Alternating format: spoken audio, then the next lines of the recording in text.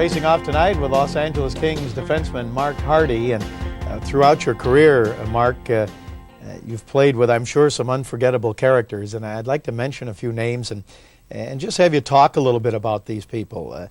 Here in Los Angeles, the first time around, one of the great goal scorers of all time, and it really is a shame that he was never on a Stanley Cup championship team because he had such a great career, and that's Marcel Dionne. Well, Marcel was one of my biggest backers when I was here, and just to see his leadership on the ice, the things that he used to do. I don't know how other players played against him, because I used to hate to play against him in practice when he came down on me. He had a move where he'd come in on you and he'd flip the puck up in the air and he'd go around you and get it before it hit the ice. But it really was a shame. I saw him play his last exhibition game, and he was flying. Yeah. He was absolutely flying, and he went into every game wanting to win every single game, and it was that attitude that he had. And now that he's in business, he's still a winner. And you know, I think whether he's won a cup or not, Marcel Dionne is a winner, and he'll always be a winner in my heart. Let's talk about somebody I think falls into that same category, because game in and game out, you know exactly the kind of effort that you're going to get from Dave Taylor, and he was really kind of an inspiration to you. Huh? He always has been, and he always will be.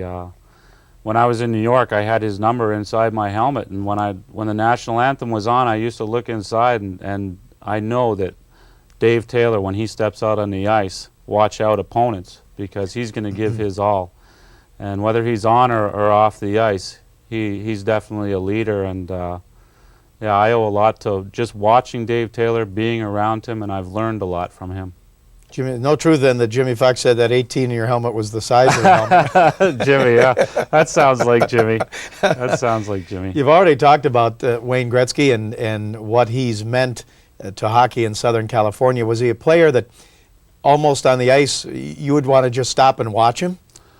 Well, I guess there was some times when people thought I did just stop and watch him when he was in Edmonton and I was playing for the Kings.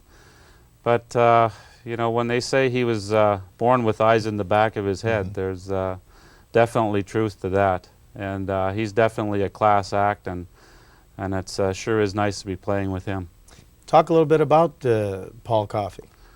Well, I can remember him, you know, they'd say, don't let him wind up because it'll end up in your net. And I've never, ever seen anybody skate like Paul Coffey can skate. And there's another guy that's definitely a winner. He has, I think, 4 or 5 Stanley Cups. But the skating and just unbelievable. He made it look so effortless.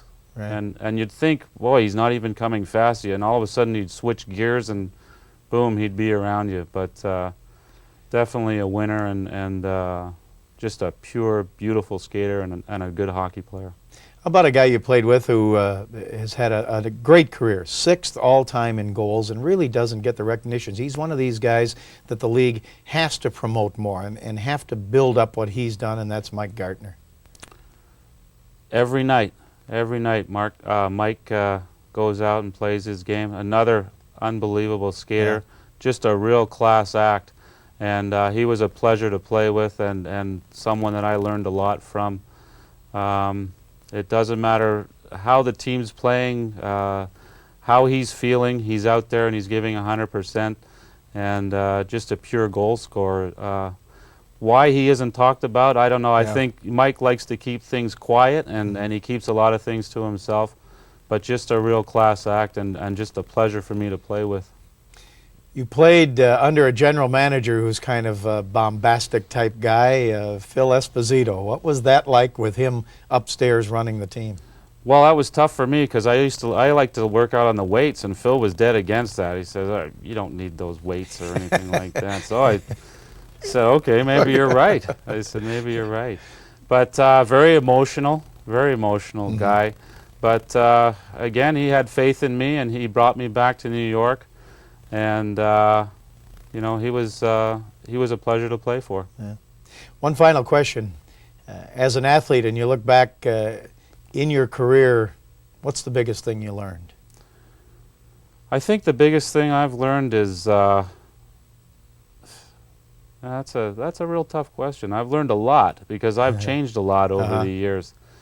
But just to go out and do the absolute best that you possibly can. Life is a roller coaster. Hockey's a roller coaster, and try and keep an even keel. Don't get too high, but enjoy those high moments, and don't get too low, but learn from the low moments. And I think that's what I've tried to do throughout my career. I've learned. I've gone through highs. I've gone through lows. I've tried to keep an even keel, and now, you know, when you do go through those tough times and you do go through those high times, I've learned from those things. Right. It's great to have you back in a King uniform. Thank you, Bob. It's a pleasure to be here. Thank you. Mark Hardy, Los Angeles King defenseman, has been our guest on Face Off tonight. We hope you enjoyed it and that you'll join us again next time when we face off.